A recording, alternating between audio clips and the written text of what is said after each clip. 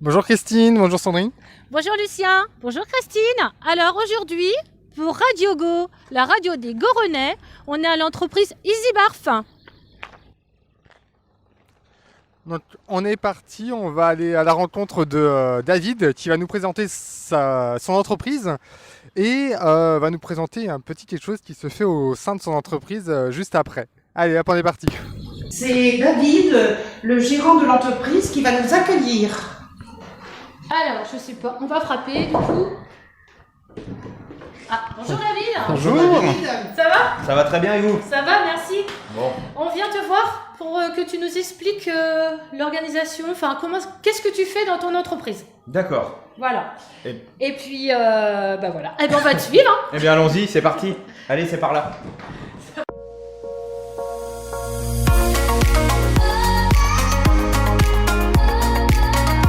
Du coup, c'est quoi ici, David?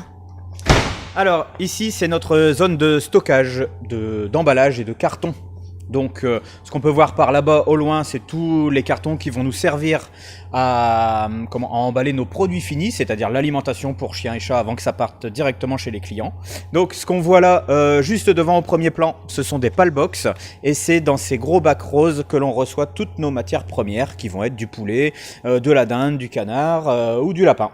Donc ça arrive dans les camions Oui, frigorifiques. complètement. D'accord. On arrive par la porte qui se trouve là-bas. Donc là-bas, c'est un peu sombre, on voit pas grand-chose. Oui. Mais ça arrive dans un camion frigorifique. Ça arrive tous les jours. C'est de la matière première qui est complètement fraîche. Et c'est avec le petit Fenwick qui est ici qu'on va aller prendre ces pallbox et on va les amener dans la salle de production qui se trouve juste derrière nous. D'accord. Ok. Je vous montre rapidement à quoi ça ressemble. L'histoire d'ouvrir la porte et puis voilà quoi. Très bien. Bon, on fait comme ça. Voilà.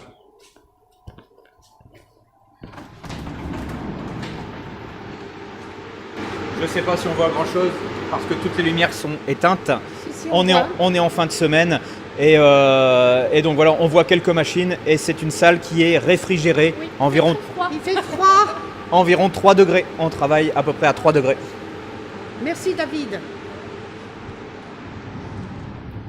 Donc David, tu disais que du coup 3 degrés dans la pièce, donc j'imagine qu'ils ont tous un équipement spécial pour travailler. Complètement. Ils ont un petit équipement qui permet de résister au froid et qui permet aussi de respecter toutes les règles d'hygiène qui sont spécifiques à l'agroalimentaire. Par contre, là tu me lances sur le sujet zone froide, je peux vous montrer rapidement une zone où il fait beaucoup plus froid. Les congélateurs. Oui, ça peut être intéressant du coup. Mais on n'y restera pas longtemps, je pense. On met Ouais, en c'est- glace. En même temps, c'est un peu de saison la glace, donc. Moi, je veux bien une petite question, David. Du froid, parce qu'il faut quand même savoir ici, chez toi, c'est des produits frais en fait, Oui. et non pas des croquettes à chien. Tout à fait. Et c'est ça la différence. Donc, ces produits tout à fait frais, on les retrouve dans le commerce. Comment ça se passe en fait? Ils sont quand on les voit dans les rayons. Est-ce que d'ailleurs ils sont dans les rayons, dans les commerces déjà d'une? Et visuellement, c'est quoi? C'est une boîte de conserve? C'est quoi? Alors, ce sont des barquettes. Ce sont vraiment des barquettes. On ne les retrouve pas dans le commerce. On est vraiment sur du e-commerce. C'est-à-dire que nous, ici, à Goron, on est fabricant. Et toutes les semaines, voire même maintenant tous les jours, eh bien, on expédie différents colis directement chez les particuliers. Directement chez celui qui a fait une commande en ligne. Donc, ce ne sont pas des produits que l'on retrouve forcément dans les animaleries ou les choses comme ça. On commence à travailler avec certaines animaleries, mais notre cheval de bataille, c'est vraiment le e-commerce en D'accord. direct. Plus des élevages de chiens, donc du particulier. Oui, les deux. L'élevage de chiens, mais surtout vraiment le particulier qui va avoir 1 ou 2 chiens et qui va commander chez nous régulièrement, tous les mois. Il va recevoir son petit colis avec toutes les barquettes à l'intérieur. D'accord. Ok. Très bien. Donc tu voulais nous faire voir les frigos? Tout à fait. Allons-y.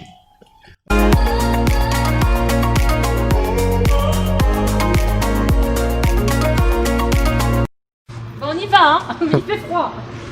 Ah oui, d'accord. Ok. L'emballage du coup de la viande. Donc ça va chez les clients. Oui. Alors, là, on a par exemple des ingrédients comme du foie de bœuf, mais c'est pas vraiment ce genre de produits qui sont nos produits phares. Nos produits phares, c'est vraiment des produits en barquette. Je vais vous faire voir tout de suite ce que c'est. Non, Non, c'est la on a tête. l'habitude. Ok. Donc voilà les produits en barquette dont je parlais. Nova Canis poulet. Donc là, c'est un produit qui est déjà surgelé. Et c'est vraiment ce genre de produit que les clients nous achètent en bonne quantité. Ok. Super. Eh bien, je crois qu'on va pas rester là très très longtemps, David. Merci beaucoup de ta présentation. Donc là, on vient de voir une barquette d'aliments. Une barquette comme celle-ci représente une portion sur quelle durée au final pour un animal? Est-ce que c'est un repas, par exemple un repas du midi, ou est-ce que c'est sur une journée entière? Alors c'est, dans le principe, une barquette égale un repas. On a des barquettes de 1 kg pour des chiens qui vont avoir un bol alimentaire qui va représenter 1 kg de nourriture par jour. Et pour les chiens qui vont être plus petits, eh bien on a des barquettes qui vont faire 500 grammes. Donc ce qui représente également la quantité d'un repas sur la journée. D'accord, merci. Alors, Christine a une question. Oui, moi j'ai une question. David, tu nous parlais tout à l'heure de l'esprit de famille, l'esprit familial de ton entreprise. Mais en passant tout à l'heure, j'ai entendu de la musique. Ben oui. C'est quoi? Qu'est-ce qui se passe? Alors, il faut savoir que pendant la période de confinement, eh bien, comme tout le monde, on a été confinés. Ça a été compliqué à certains moments, plus simple à d'autres. Mais en tout cas, il y a une chose qui est née à EasyBarf pendant cette période-là, c'est que on a été amené à parler musique. Et moi, je joue un petit peu de guitare. J'ai un autre collègue qui joue aussi un petit peu de guitare. Et en discutant avec les différents collaborateurs qui travaillent avec nous à EasyBarf, on s'est rendu compte qu'il y avait d'autres personnes qui étaient intéressées pour se mettre à la pratique d'un instrument. Et en continuant de discuter comme ça, on a trouvé Léa, qui était prête à se dire moi j'aime bien la batterie, j'aimerais bien essayer. Et Mégane, qui était prête à se dire moi j'aime bien la basse et j'aimerais bien essayer. De fil en aiguille, on a créé un petit groupe et on est dans les prémices du groupe, mais on commence déjà à s'amuser un petit peu avec de la guitare, de la batterie et de la basse. On pourra avoir un petit aperçu à la fin de l'interview. Alors à la fin, on va vous faire voir quand même rapidement à quoi ça ressemble, même si nous on est vraiment dans les débuts de la chose et c'est vraiment un petit groupe interne qui permet de se détendre et de se faire plaisir entre nous.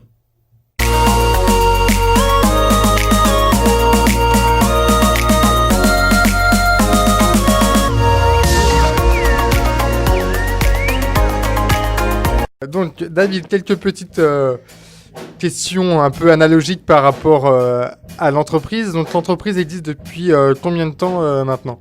Alors l'entreprise EasyBarf existe depuis 2014 et on est installé à Goron, ça fait maintenant 2 ans à peu près. On était 11 salariés quand on s'est installé à Goron il y a 2 ans et on est 25 à aujourd'hui. D'accord, donc il y a une belle évolution. Oui. Là-dessus.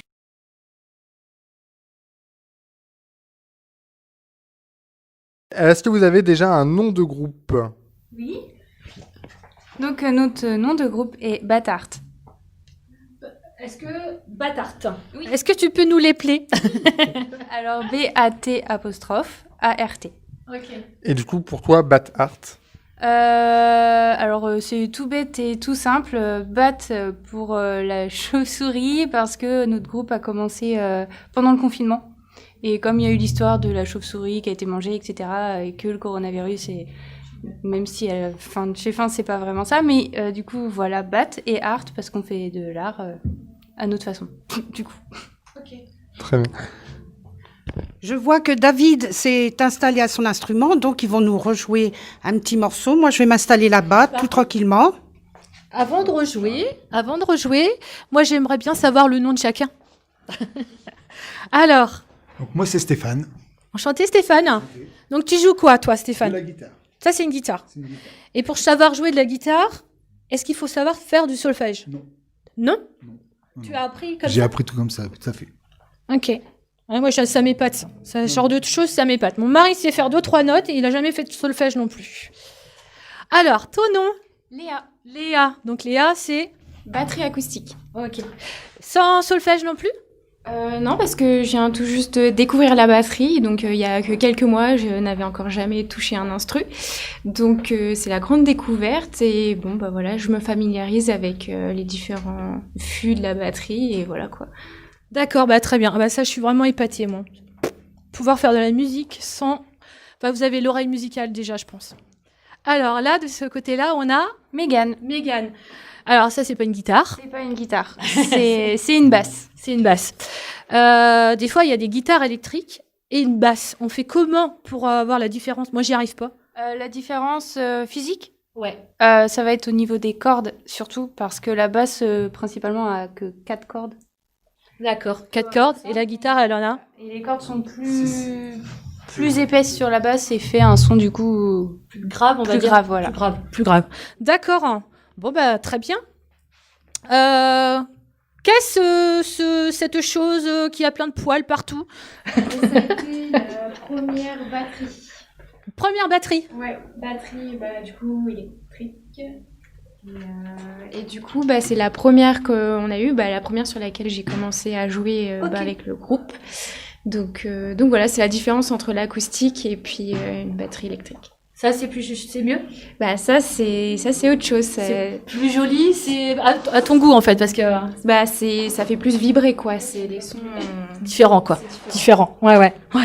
Moi, d'oreille, j'y connais rien. Je préfère ça. Et nous avons donc David qui s'est installé. Donc David, tu as quoi comme instrument? Bah moi c'est tout simplement une guitare électrique. Ok, d'accord. La différence avec guitare sèche. Électroacoustique. Oh là là là là là là. On peut jouer avec ou sans ampli. D'accord, ok. Donc là, je sais pas si on a entendu Serge. Je sais plus le prénom. Stéphane. Stéphane. Allez Serge. Maintenant Je peux m'appeler Serge. il est rebaptisé Je peux Serge. m'appeler comme C'est vous pas le voulez. deuxième prénom. Non, du tout. Mince. Moi, Stéphane. Donc cette guitare, tu me dis qu'elle fait quoi? C'est une électroacoustique. On peut jouer soit sur un ampli ou directement, directement naturellement. D'accord, là je comprends. Ok, eh ben on va vous réécouter.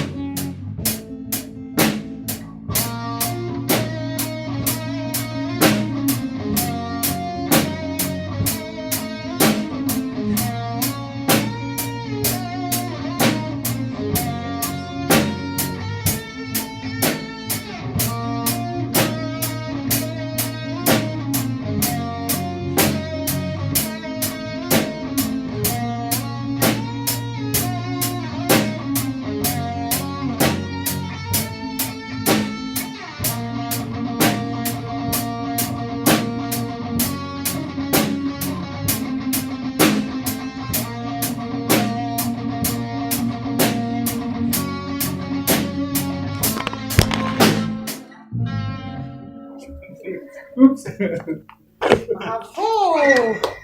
C'était super! On se laisserait vite emporter, hein? Faudra pas enlever. Après tu peux danser Christine si tu veux. Tu veux vraiment? sur la table. Allez Serge, une petite quand même. On fait laquelle? On fait les Pixies.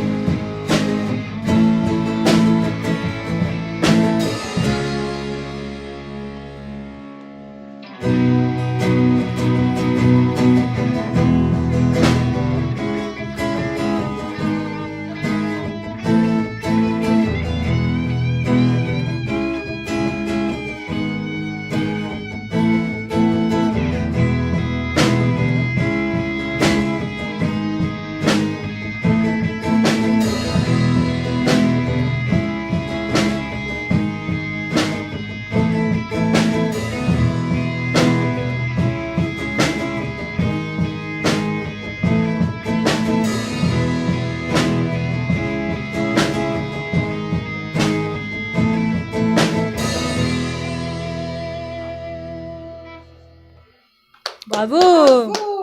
Bravo, bravo. C'était super. Moi, je suis super épatée, quoi. Avant, tu jouais jamais d'instrument. Elle a commencé ce matin. Tu as... Bravo, encore plus. Tu es arrivé dans l'entreprise et tu t'es mis à faire de la batterie. Je suis arrivée dans l'entreprise il y a déjà 3 ans. Donc c'est tout juste là avec le confinement que on s'est dit il faut une batteuse, allez je teste et ça marche, continuons quoi. Oui, donc en gros, il y a 2 mois d'apprentissage, quoi. Je sais même pas si on peut appeler ça de l'apprentissage parce que c'est de la découverte et je pense que derrière pour vraiment bien jouer, il faut quand même prendre des cours, des leçons et peut-être éventuellement aussi apprendre le solfège. Je pense que c'est important quand même si on veut réussir à progresser, à faire peut-être des chansons un peu plus complexes et avancer quoi.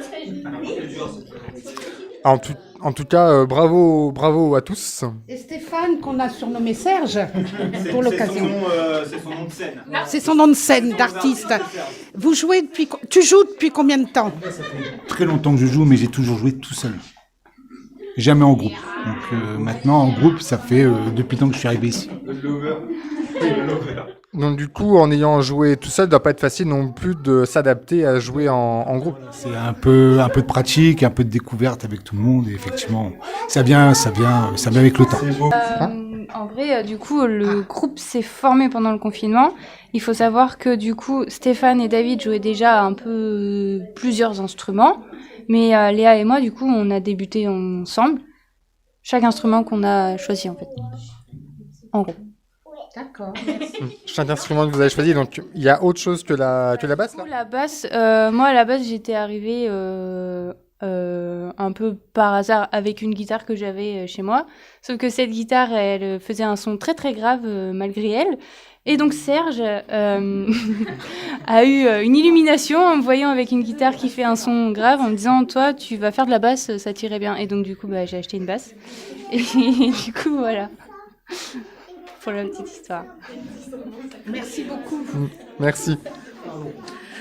Donc cette réambiance dans l'entreprise Easy Barf, comme on peut le voir. On va donc remercier le groupe Bat Heart et du coup David par la même occasion de nous avoir accueillis dans l'entreprise. On va vous quitter là et on va vous retrouver dans quelques instants pour les infos un peu plus générales. On vous dit à tout de suite. Merci beaucoup pour votre accueil. Au revoir. Merci à tous. Merci à vous. Au revoir. Quelques nouvelles brèves. Alors, simplement pour vous dire que Florence Martel a changé son exposition de tableaux au Pige. Donc, n'hésitez pas à aller voir la nouvelle exposition. Merci. Alors, à partir de ce soir, on peut retrouver la première balade goronaise de l'année.